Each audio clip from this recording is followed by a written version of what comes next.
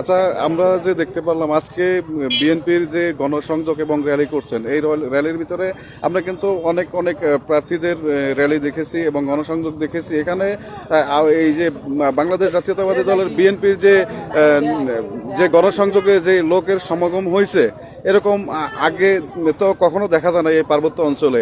এ বিষয়ে আপনাদের মোটামুটি আপনার কি প্রতিক্রিয়া আছে? বিসমিল্লাহির রহমানির রহিম। বাংলাদেশ জাতীয়তাবাদী, আমি বরকল উপজেলা যুব দলের আহ্বায়ক। বাংলাদেশ জাতীয়তাবাদী দল এমন একটা আস্থার প্রতীক, ধানের শীষ প্রতীক। এই প্রতীক বর্তমান আমাদের চেয়ারম্যান জনাব তারেক রহমান, ওনার নেতৃত্বে সারা বাংলাদেশের মানুষ, গরিব দুঃখী মেহনতি মানুষের আত্মবিশ্বাস এবং কর্মস্থান নিয়ে যে একটা জাগরণ সৃষ্টি হয়েছে, এই জাগরণের মধ্য দিয়ে আমাদের এই পার্বত্য অঞ্চলের প্রত্যন্ত অঞ্চলও মানুষ স্বতঃস্ফূর্তভাবে ধানের শীষ প্রতীককে জয় করার জন্য ঐক্যবদ্ধ হয়ে ধানের শীষে ভোট দেওয়ার জন্য ব্যাকুল হয়ে আছে। আমরা আশাবাদী আগামী 12 তারিখ আমাদের দীপেন দাদার ধানের শীষের পক্ষে ব্যাপক ভোট নিয়ে উনি সংসদে যাবে এবং আমরা ধানের শীষ প্রতীক জয়যুক্ত হব।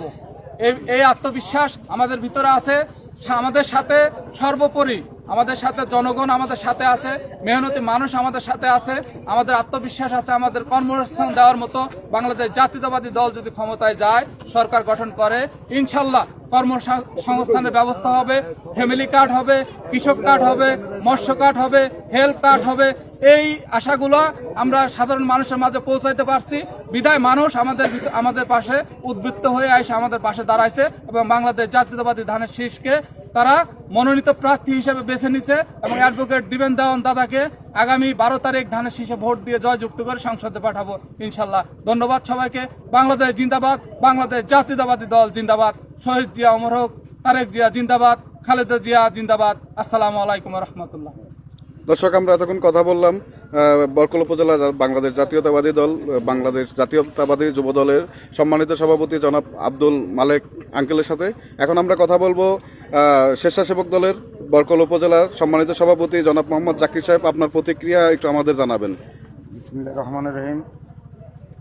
বাংলাদেশ জাতীয়তাবাদী দল কর্তৃক 299 নং জাতীয় সংসদ নির্বাচনের মনোনীত প্রার্থী জনাব অ্যাডভোকেট দীপেন দেওয়ানের নেতৃত্বে এবং বরকল উপজেলা যুবদলের নেতৃত্বে আজকের যে আমরা এই বিশাল এক র্যালি করেছি, পথসভা করেছি এবং মোটরসাইকেল র্যালি করেছি।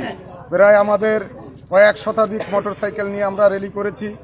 আমি আশা করি বাংলাদেশের সকল জায়গায় বর্তমানে এই ধানের শীষের একটা জোয়ার উঠেছে এবং আমাদের বরকল উপজেলায় বিএনপি, যুবদল এবং অঙ্গ সহযোগী সংগঠন যাই আছে সবাই ঐক্যবদ্ধ এবং আশা করি পূর্বের যতগুলো নির্বাচন গেছে তার থেকে এই নির্বাচনে আমরা ধানের শীষের পক্ষে আমরা জয়যুক্ত করে ইনশাল্লাহ দীপেন দেওয়ানকে পার্লামেন্টে পাঠাবার আশা রেখে আজকের আমার সংক্ষিপ্ত বক্তব্য শেষ করছি। ধন্যবাদ আপনাকে। আমরা আরো একজনের সাথে কথা বলবো। তিনি হলেন আমাদের 6 নং সাবেক মেম্বার এবং বাংলাদেশ জাতীয়তাবাদী যুবদলের বরকল উপজেলার যুগ্ম আহ্বায়ক ও রাঙ্গামাটি জেলার যুবদলের সম্মানিত সদস্য জনাব রুহুল আমিন হাওলাদার। আমরা তার সাথে কথা বলবো। আপনার বিষয়ে একটু আপনার যে মনের ভিতরে যে প্রতিক্রিয়াটা আছে আজকের এই র্যালির যে সমাগম দেখছেন, এটার বিষয়ে আমাদেরকে একটু জানান। বিসমিল্লাহির রহমানির রহিম। বাংলাদেশ জাতীয়তাবাদী দলের 299 আসন রাঙামাটি আমাদের অ্যাডভোকেট দীপেন দেওয়ান প্রার্থীর পক্ষে আজকে আমরা ধানের শীষের পক্ষে আজকে উপজেলা বিএনপির নেতৃত্বে আমরা আজকে যে র্যালি এবং মিছিল